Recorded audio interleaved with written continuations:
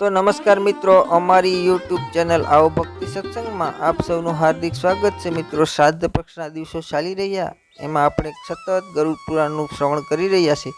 ત્યારે આજના વિડીયો અંતર્ગત આપણે અધ્યાય 13 જેનું નામ છે સર્વ કર્મ નિરૂપણ વર્ણન, તો એનું આપણે શ્રવણ કરીશું। તો વિડીયોને લાઇક ચોક્કસ કરી દેજો અને ચેનલ પર નવા હોય તો સબસ્ક્રાઈબ કરી લેજો, જેથી કરીને તમને આવા ધર્મ ભક્તિના વિડીયોના નોટિફિકેશન સૌથી પહેલાં મળ્યા રાખે।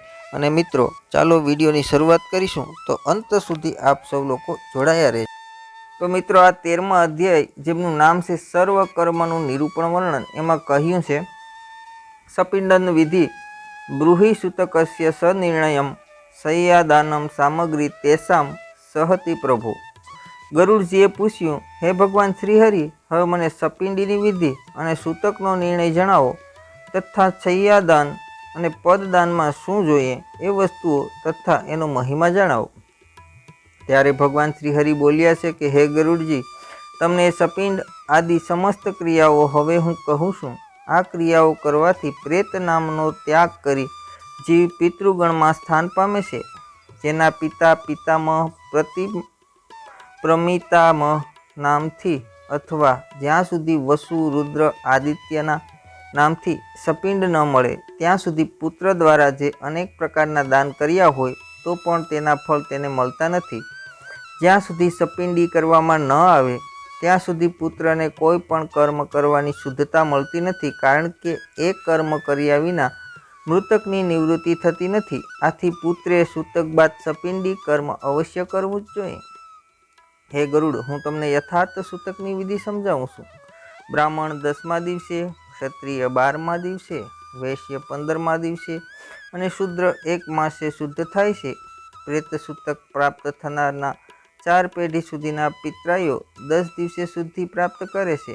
7 પેઢીની સગાઈના પિતરાઈઓ 3 રાત્રિમાં શુદ્ધતા પ્રાપ્ત કરે છે અને દૂરના ગોત્રીઓ માત્ર સ્નાન કરવાથી શુદ્ધિ પામે છે।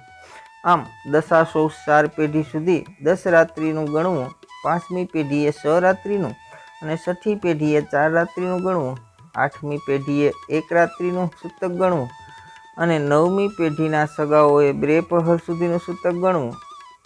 10મી પેઢીના સંબંધીઓએ મૃત્યુ તથા જન્મ અંગેના સૂતકમાં માત્ર સ્નાન કરવાથી શુદ્ધિ મળી શકે છે। દેશાંતર ગયેલા માણસનું મૃત શૌચ જ્યારે જાણવામાં આવે ત્યારે 10 દિવસમાં જેટલા દિવસે સાંભળવામાં આવે તેટલા જ દિવસ બાદ કરીને બાકીના દિવસનું સૂતક પાળવાનું। દેશાંતરમાં મૃત્યુ પામનારને 10 દિવસ વીતી ગયા હોય તો 1 વર્ષમાં સમાચાર મળે તો સમાચાર મળ્યા પછી 3 રાત્રિનું સૂતક રાખવું, અને જો વર્ષ પૂરું ન થયું હોય તો માત્ર સ્નાન કરવાથી જ ગોત્રીઓના સૂતકમાંથી શુદ્ધતા મળી જાય છે। પહેલું સૂતક પૂરું ન થયું હોય અને 6 દિવસ વીત્યા હોય ત્યારે બીજું સૂતક લાગે તો પહેલા 10 દિવસ સૂતક કાઢવાથી બંને સૂતકોમાંથી શુદ્ધતા મળી જાય છે। બાળકના મૃત્યુના વિષયમાં દાંત ફૂટ્યા અગાઉ બાળક મરણ પામ્યું હોય તો સ્નાન કરવાથી સૂતક તરત જ પૂરું થઈ જાય છે। દાંત ફૂટ્યા પછી પણ સૌલ સંસ્કારથી માંડીને જનોઈ આપેલ બાળક મરણ પામે તો 3 રાત્રિનું સૂતક લાગે છે। તે ઉપરાંતની વય ધરાવતા બાળકનું સૂતક 10 રાત્રિનું લાગે છે। જન્મ થયા બાદ 27 મહિના પૂર્ણ થયા પૂર્વે પુત્રી મરણ પામે તો સ્નાન કરવા માત્રથી સૂતકમાંથી શુદ્ધ થવાય છે। આ શાસ્ત્રોક્ત વાત સર્વ વર્ણો માટે સમાન છે અને 27 મહિના પછી તે વાગદાન થાય ત્યાં સુધીની વય ધરાવતી બાળકીના મરણનું સૂતક 1 દિવસનું ગણવું જોઈએ। તે ઉપરાંતની વય ધરાવનાર બાળકીના મરણનું સૂતક 3 રાત્રિનું ગણવું। જો સગાઈ થયા બાદ પુત્રી મરણ પામે તો બંને કુળના લોકે 3 રાત્રિનું સૂતક પાળવું। વિવાહ બાદ તેના સાસરિયાને 10 દિવસનું સૂતક લાગે છે। 6 માસનો ગર્ભસ્રાવ થાય તો સ્ત્રીને જેટલા મહિનાનો ગર્ભ હોય તેટલા દિવસનું સૂતક લાગુ પડે છે। આમ પ્રત્યેક માસ દીઠ 1 દિવસનું સૂતક સ્ત્રીએ પાળવું। 6 માસનો ગર્ભસ્રાવ થયો હોય તો જેને વર્ષો માટે જે અવસોય નિયમો પાળવાના ધર્માચાર્યોએ કહ્યા છે તે પ્રમાણે પાળવા, પણ સર્વ પિતરાઈઓને ગર્ભપાતનું અશોષ લાગતું નથી। 4 વર્ણે જન્મશોષ કે મૃતક શોષ પ્રાપ્તિ થયા બાદ 10 દિવસે સૂતકની શુદ્ધિ જાણવી। આ શાસ્ત્રાર્થ કળિયુગ માટે કહેવામાં આવ્યો છે। મરણનું સૂતક પ્રાપ્ત થાય ત્યારે આશીર્વાદ, દેવપૂ, જમીન ઉદ્યોગ, અભિવંદના, પલંગ ખાટલા, અન્યનો સ્પર્શ વગેરે ત્યાગવા જરૂરી છે. સંધ્યાદાન, જપ હોમ, વેદોધ્યયન, બ્રહ્મયજ્ઞ, પિતૃતર્પણ, બ્રહ્મભોજન તથા વ્રત આદિ પણ ત્યાગવા. સૂતક પ્રાપ્ત થયું હોય છતાં જે પુરુષનું નિત્ય અને નૈમિતિક કર્મો કરે છે તેના ભવિષ્યકાળના સકલ નિત્ય કર્મોના પુણ્યનો નાશ થાય છે. બ્રહ્મચારી, મહામંત્રનો જાપ કરનાર, અગ્નિહોત્રી, બ્રહ્મનિષ્ઠ, યતિ, રાજા વગેરેને સૂતક લાગતું નથી. વિવાહ, ઉત્સવ, યજ્ઞ વગેરે આરંભ થવા પર મરણ થઈ જાય તો તેમને અગાઉ રાધેલું ખાવાનું વિઘ્ન નથી, પછી અશુદ્ધ થઈ જાય છે. તેમ મનુસ્મૃતિમાં આમત વ્યક્ત થયેલો છે. બે જાતિનું સૂતક પ્રાપ્ત થાય તો કોઈ યાચક અજાણ્યાના અન્ન જમે કે લઈને જાય તો તે દોષિત થતા નથી, પણ સૂતકી હોવા છતાં દાન આપે તો તે દોષિત થાય છે. સૂતક પ્રાપ્ત થવા છતાં ગુપ્ત રાખી જે વ્યક્તિ બ્રાહ્મણને અન્નદાન આપે તે દોષિત ઠરે છે. સૂતકવાળાના ઘરે સૂતક હોવાનું જાણ્યા પછી જો બ્રાહ્મણ સૂતકીના ઘરનું અન્ન ખાય તો તે પણ દોષિત બને છે. સૂતકની નિવૃત્તિ અર્થે પુત્રે પિતૃગણ સહિતની સપિંડી શ્રાદ્ધ કરવું જોઈએ. જે પુત્ર પિતાની સપિંડી ક્રિયા કરે તેને પિતૃલોકમાં પિતૃઓ મળે છે. આ કર્મ 12મા, 45મા દિવસે કે 6 માહે અથવા વર્ષના અંતે કરી શકાય છે. આ સમસ્ત નિયમો કાળતત્વદર્શી ઋષિઓએ જણાવેલ છે. માટે હે ગરુડ, શાસ્ત્ર તથા ધર્માનુરોધે કહું છું કે સપિંડીકરણ 4 વર્ષે 12મા દિવસે કરવું જોઈએ. કારણ કે કળિયુગના ધર્મો નાશવંત છે. મનુષ્યનું આયુષ્ય અલ્પ અને દેહ અસ્થિર છે. આથી એ કર્મ 12મા દિવસે કરવું યોગ્ય છે. મૃત ગૃહસ્થાશ્રમની સપિંડીકરણ કરવામાં ન આવે તો વ્રત પ્રબંધ કે યજ્ઞાદિ કર્મો, ઉદ્યાપન તથા વિવાહ આદિ કાર્યો પણ કરાય નહીં. જ્યાં સુધી સપિંડીકરણ થયું ન હોય ત્યાં સુધી નિત્ય નૈમિતિક કર્મોનો લોપ થતો હોવાથી સંન્યાસી ભિક્ષાન તેમજ દાન વખતે આ બંને શબ્દો ઉચ્ચારતા નથી. કર્મનો લોપ કરવાથી મનુષ્યને પ્રાયશ્ચિત કરવું પડે છે. માટે કર્માધિકારાર્થે સપિંડીકરણ યથાર્થપણે કરવું જોઈએ. આ કર્મ અગ્નિહોત્રી તેમજ એ સિવાયની વ્યક્તિઓએ 12મા દિવસે કરવું જોઈએ. સર્વ તીર્થોમાં સ્નાન તથા સર્વ પ્રકારના યજ્ઞ કરવાથી જે ફળ પ્રાપ્ત થાય તે 12મા દિવસે સપિંડી કરવાથી મળે છે. તેથી 12મા દિવસે સ્નાન કર્યા પછી મૃત્યુ સ્થળે ગાયના ધાણથી લીપીને તે જગ્યાને આસક્ત વિધિ વડે પુત્રે સપિંડી શ્રાદ્ધ કરવું જોઈએ. પાદ્ય, અવર્ય, આચમન આદિ દ્વારા વિશ્વદેવોનું પૂજન કરવું. ત્યાર પછી વિકીરનો પિંડ મૂકીને હાથ પગ આદિ ધોવા. પછી પિતામહ, પ્રપિતામહને વસુ, રુદ્ર તેમજ અર્ક સૂર્ય ધારણ કરનારા પિતામહો આદિના ક્રમાનુસાર 3 પિંડ આપી ચોથો પિંડ મરનારના નામે આપવો. ત્યાર પછી આ પિંડોની ચંદન, તુલસી, ધૂપ, દીપ, તાંબુલ, વસ્ત્ર તેમજ દક્ષિણા આદિથી પૂજા કરવી. જે પિંડ મૂક્યો હોય તેને સોનાના તારથી 3 ભાગ પાડવા. તે પિતામહ આદિના પિંડમાં ભેળવી દેવા. એ 3માંથી 1 ભાગ પિતામહના પિંડમાં ભેળવવો. પિતામહના પિંડ સાથે માતાનો પિંડ ભેળવવો અને પિતામહના પિંડમાં પિતાનો પિંડ ભેળવવો. માટે હે ગરુડ, આ રીતે સપિંડી કરવી આવો મારો મત છે. જેના પિતા મરણ પામે અને વડવા હયાત હોય તો તેને પિતામહને 3 પિંડ આપવા. પિતાના માતા હયાત હોય અને પુત્રની માતા મૃત્યુ પામી હોય તો માતા શ્રાદ્ધ પણ પિતૃશ્રાદ્ધની જેમ કરવું જોઈએ. યાની માતૃશ્રીનું પિંડ મિલન મહાલક્ષ્મી માતા કરવું અને પિતાનું પિંડ મિલન માતામાં કરવું જોઈએ. અપુત્રની માતાનું સપિંડીકરણ તેના પતિએ સાસુના પિંડમાં ભેળવીને કરવું અથવા અપુત્ર માનું સપિંડી તેના પતિના પિતામહ આદિ સાથે ભેળવીને કરવું એ મને માન્ય નથી. પતિ પત્ની એક જ સીતામાં બળ્યા હોય તો તે સ્ત્રીના સસરા આદિની વચ્ચે ઘાસ મૂકીને એક જ પુત્રે મા બાપનું સપિંડીકરણ કરવું જોઈએ. 2 4 પુત્ર હોય તો માતા પિતાનું પિંડ દાનાદિ. મોટા પુત્રે પહેલા પિતાનું સપિંડીકરણ કરીને પછી સ્નાન કર્યા બાદ માતાનું સપિંડીકરણ કરવું જોઈએ. કોઈ સ્ત્રી વિદેશ પતિના મૃત્યુ બાદ 10 દિવસમાં અગ્નિ પ્રવેશ કરે તો તેનું સંયાદાન અને સપિંડીકરણ પતિની સાથે એક જ દિવસે કરવું જોઈએ. હે ગરુડ, સપિંડીકરણ થયા બાદ પિતૃનું તર્પણ કર્મ કરવું જોઈએ. તે માટે વેદ મંત્ર સહિત સ્વધા શબ્દનો ઉચ્ચારો કરવો. ત્યાર પછી હંત શબ્દોસાર કરીને અતિથિને જમાડવા. આમ અતિથિને ભોજન કરાવવાથી પિતૃઓ, ઋષિઓ, દેવો અને દાનવો તૃપ્ત થાય છે. 1 કોળિયાનું અન્નદાન ભિક્ષા કહેવાય છે. 4 કોળિયાનું અન્નદાન પુષ્કલ કહેવાય છે. 4 પુષ્કલ એટલે કે 1 માપ છે એનું. પુષ્કલ મતલબ 1 માપ એટલે કે 4 પુષ્કલનું અન્નદાન હંતકાર કહેવાય છે. સપિંડી શ્રાદ્ધમાં બ્રાહ્મણના પગની ચંદન અને અક્ષતની શરણ પૂજા કરવી અને તેમની તમારા પર કાયમ કૃપા રહે તે માટે દાન આપવું. એ બ્રાહ્મણોનો 1 વર્ષ સુધી નિર્વાહ થાય તેટલું અન્નદાન, સોનું, રુદ્ર, ઉત્તમ ગાય, ઘોડા, રથ, હાથી અને ભૂમિ આદિ સર્વ પ્રકારના ઉત્તમ દાન યથાશક્તિ બ્રાહ્મણને આપવા જોઈએ. ત્યાર પછી સમસ્ત ગ્રહો, દેવીઓ અને ગણપતિનું પુષ્પા વાસન વેદ મંત્રો સાથે કંકુ, ચોખા અને નૈવેદ્ય આદિ ઉપચારોથી કરવું. ત્યાર પછી ગોરે યજમાનને અભિષેક કરીને તેના હાથે રક્ષાસૂત્ર બાંધીને મંત્રેલા અક્ષત આપવા. ત્યાર પછી અતિ ઉત્તમ રસોઈથી 12 બ્રાહ્મણને ભોજન કરાવીને દક્ષિણા, અન્ન અને જલથી પરિપૂર્ણ 12 કુંભ આપવા. બ્રાહ્મણોનું ભોજન થયા બાદ બ્રાહ્મણ આદિ 4 વર્ણ બ્રાહ્મણ જળ, ક્ષત્રિય આયુધ, વૈશ્ય શાલુક તેમજ શૂદ્ર દંડને ક્રમાનુસાર સ્પર્શ કરવા. આ પ્રમાણે સમસ્ત કર્મ કરનારો માણસ શુદ્ધ બને છે. આ પ્રમાણે સપિંડી કર્યા બાદ પહેરેલા વસ્ત્રોનો ત્યાગ કરવો અને સફેદ વસ્ત્રો પહેરીને શય્યાદાન કરવું. શય્યાદાન આપવાથી ઇન્દ્ર વગેરે દેવો દાન આપનારની પ્રશંસા કરે છે. આવી હસ્તે કે મૃત્યુ પાછળ પુત્રાદિ શય્યાદાન અવશ્ય કરવું જરૂરી છે. એ શૈયા માટે મજબૂત લાકડાનો પલંગ કરાવવો, તેના પર સુથાર પાસે અનેક ચિત્રો કરાવવા, તે પલંગને સૂતરની પાટી ભરાવવી તથા સુવર્ણ પત્રોથી મઢાવીને તેને સુશોભિત કરવો. હંસ જેવું શ્વેત અને સ્વસ્થ ગાદલું પાથરીને એ શૈયાની સુગંધિત પુષ્પો તેમજ ગંધ અક્ષતથી સુગંધિત કરવો જોઈએ. એ શૈયા મોટી અને સુખદ હોવી જોઈએ.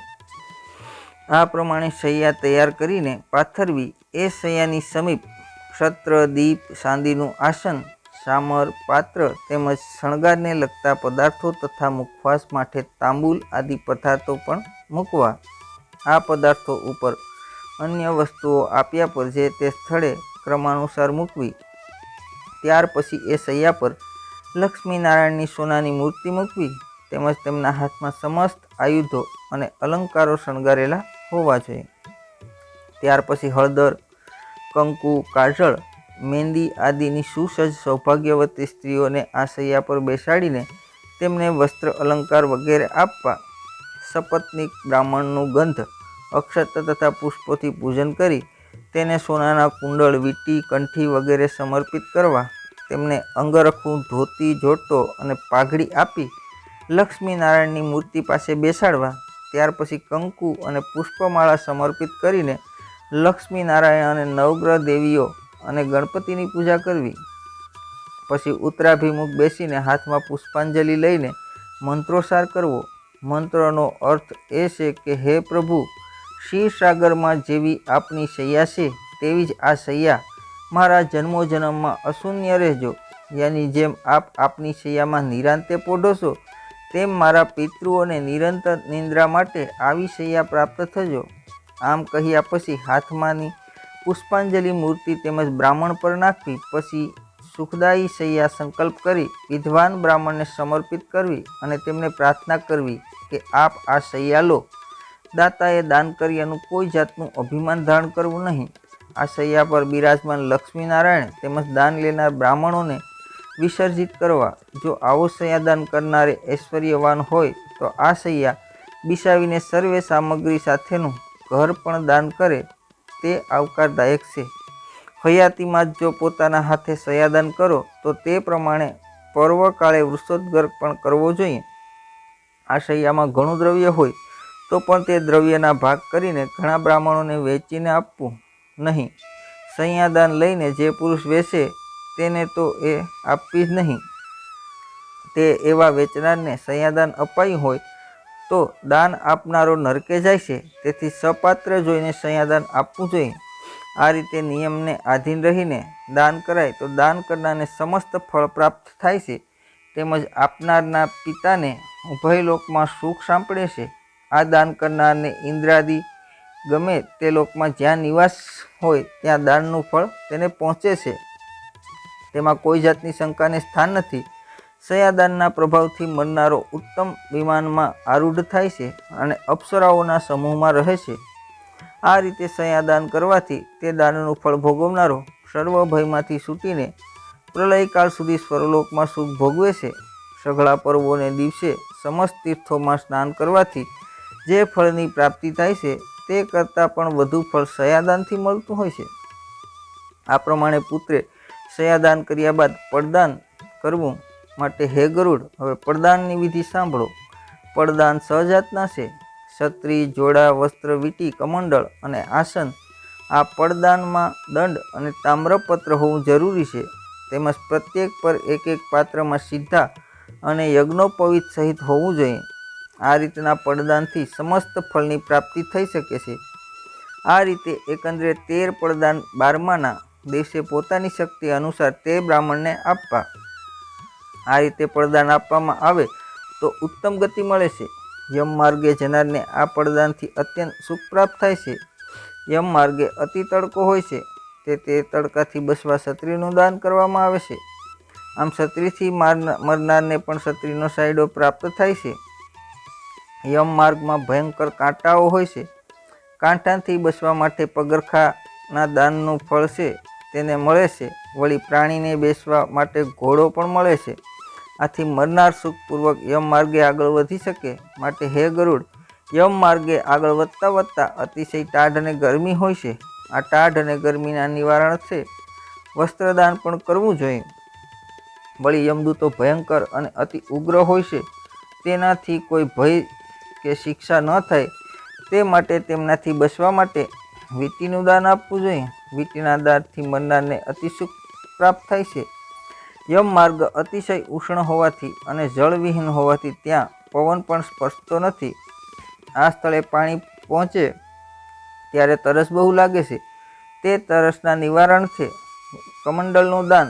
તે કમંડલથી તે જીવનને જળપાનનું સુખ પ્રાપ્ત થાય છે. મરનારને જળ પહોંચે એવું માનીને તાંબાનું પાત્ર જળથી ભરેલું પાત્ર દાનમાં આપવું. આથી દાન આપનારને હજારો પરબો મંડાવવાનું પુણ્ય પ્રાપ્ત થાય છે. બ્રાહ્મણને સારા સારા પદાર્થોનું ભોજન કરાવવામાં આવે અને બેસવા માટે ઉત્તમ પ્રકારનું શ્રેષ્ઠ આસન અપાય તો સ્મશાન માર્ગે જતાં ઉત્તમ સુખની તેને પ્રાપ્તિ થાય છે. આ પ્રમાણે સપિંડીના દિવસે દાન આપીને બ્રાહ્મણ કે સાંડાળ જે કોઈ મનુષ્ય આવે તે સર્વેને અન્નદાન આપવું. સપિંડીકરણ કર્યા પછી પર્વ સુધી દરેક મહિનાની મૃત્યુ તિથિએ પિંડ અને જળકુંભ આપવો. જે કર્મ એકવાર કર્યું હોય તે ફરીથી કરવું નહીં, પણ પ્રેતની અખંડ તૃપ્તિ અર્થે તેને ફરીથી કરવું જોઈએ. માટે હે ગરુડ, હવે હું તને માસિક, આબ્દિક તેમજ પાક્ષિક શ્રાદ્ધના વિશેષ પુણ્ય ફળ જણાવું છું. જો પૂનમે મરણ થયું હોય તો તેના માટે પાશિક શ્રાદ્ધની તિથિ સોથ ગણવી અને સોથના દિવસે મરણ પામનારની પાક્ષિક તિથિ નોમ ગણવી જોઈએ. નોમના દિવસે મરનારની પાક્ષિક તિથિ 14 ગણવી. આ રીતે પાક્ષિક શ્રાદ્ધ ગણવા.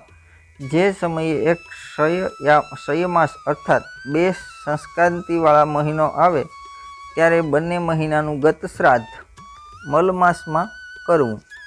જો એક માસમાં 2 માસ આવતા હોય તો 2 માસનું કર્મ એક જ માસમાં કરવું જોઈએ. તેમાં પ્રથમ તિથિએ અર્ધામાં પહેલા માસનું અને બીજી તિથિમાં અર્ધામાં બીજા માસનું કર્મ કરવું. આમ 2 મહિના એકઠા આવે તો વિદ્વાને તે પ્રમાણે વિચારપૂર્વક કરવું જોઈએ. માટે હે ગરુડ, અધિક માસ હોય તો પણ સપિંડીકરણ માસિક તેમજ પ્રથમ વાર્ષિક શ્રાદ્ધ તે માસમાં કરવા. મૃત્યુ પામ્યા પછીના વર્ષ સુધીમાં જો અધિક માસ આવે તો મરનારના હિત માટે 1 વર્ષમાં જે કર્મ કરવાના હોય તે શુદ્ધ માસમાં જ કરવા. મલ માસ બીજો મહિનો આવે તો મલ પાસની મરણતિથિ નિષ્ફળ ન થવા દેતા માત્ર બ્રહ્મ ભોજન કરાવી પવિત્ર મહિનામાં સપિંડી શ્રાદ્ધ કર્મ કરવું. આ રીતે કહ્યા પ્રમાણેના શ્રાદ્ધ કરીને વર્ષ પૂરું થાય ત્યારે વાર્ષિક શ્રાદ્ધ કરવું જોઈએ. આ શ્રાદ્ધમાં મોટે ભાગે બ્રહ્મ ભોજન કરાવવું જોઈએ. વાર્ષિક શ્રાદ્ધ કરાવ્યા પછી જે શ્રાદ્ધની જરૂરિયાત હોય તે પિંડ સહિત કરવું. જો કોઈ એક પિંડક શ્રાદ્ધ કરે તે પિતૃઓને ઘાતક થાય છે. વાર્ષિક શ્રાદ્ધ થયા ના હોય ત્યાં સુધી તીર્થ શ્રાદ્ધ, ગયા શ્રાદ્ધ કરવાની ઈચ્છા કે પર્વ નિમિત્ત શ્રાદ્ધ ગ્રહણ શ્રાદ્ધ કે યુગાદિ શ્રાદ્ધ પણ કરવા નહીં. જો પુત્રને ગયા શ્રાદ્ધની ઈચ્છા હોય તો તેણે વર્ષી પછી પિતૃભક્તિપૂર્વક તેને કરવું જોઈએ. ગયા શ્રાદ્ધથી સર્વ પિતૃઓ ગદાધર ભગવાન શ્રીહરિની કૃપાથી ભવરૂપી મહાસાગરમાંથી મુક્તિ પામી પરમ ગતિને પામે છે. તુલસીની મંજરીથી વિષ્ણુના શરણનું પૂજન કરવું અને ત્યાં ક્રમાનુસાર પિંડ આપવા. ગયા તીર્થ પર જો સમીના પાંદડા જેટલો પિંડ મૂકવામાં આવે તો તેનાથી 7 ગોત્રો અને 7100 કુળનો ઉદ્ધાર થઈ શકે છે. ગયા જઈને શ્રાદ્ધ કરનારનો જન્મ પિતૃઓને સંતોષ પ્રદાન કરનારો અને સફળ થયો ગણાય છે. કલાપ નામના ઉપવનમાં નિવાસ કરનાર મનુના પુત્ર રાજા ઈક્ષ્વાકુને દેવોએ કહ્યું છે કે જે પુરુષ ગયાજી જઈને પોતાના પિતૃઓને પિંડદાન આપશે તે પોતાના કુળમાં સન્માનને પાત્ર થશે.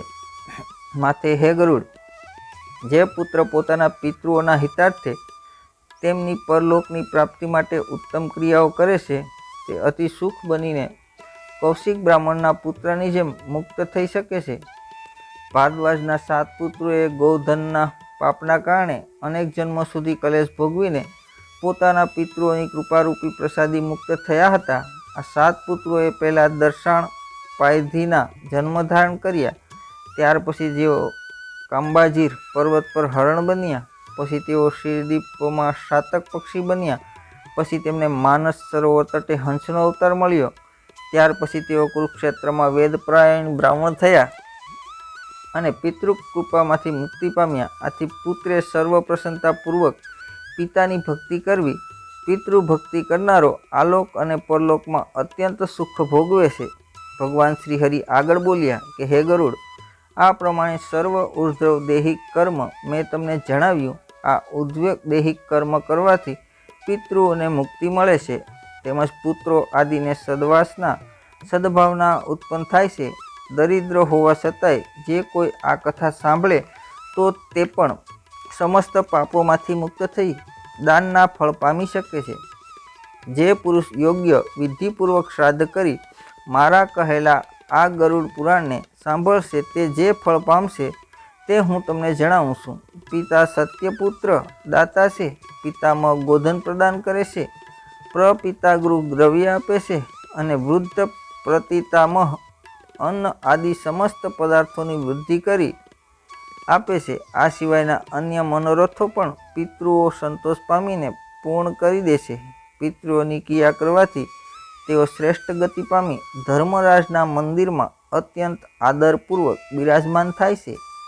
શુદ્ધિ સોનકારી ઋષિઓને કહે છે. આ પ્રમાણે શ્રીહરિએ જે ઉર્ધ્વદેહિક દાનના ફળ જણાવ્યા તે સાંભળી ગરુડજી અતિ આનંદ વિભોર બન્યા અને અહીં ઇતિ શ્રી ગરુડ પુરાણે સારોદ્વારે સર્વકર્મ નિરૂપણો નામ ત્રયોદશાક અધ્યાય સમાપ્ત. તો મિત્રો, આ હતો અધ્યાય 13મો જેનું આપણે શ્રવણ કર્યું. તો મિત્રો, આપને વિડીયો પસંદ આવ્યો હશે. પસંદ આવ્યો હોય તો લાઈક ચોક્કસ કરી દેજો અને આપે મને અંત સુધી સાંભળ્યું એ બદલ આપ સૌનો ખૂબ ખૂબ આભાર. ફરી મળીશું આવા જ વિડીયો સાથે. ત્યાં સુધી તમારી રજા લઉં છું અને અંતમાં આપ સૌને જય સિયારામ, જય શ્રી કૃષ્ણ.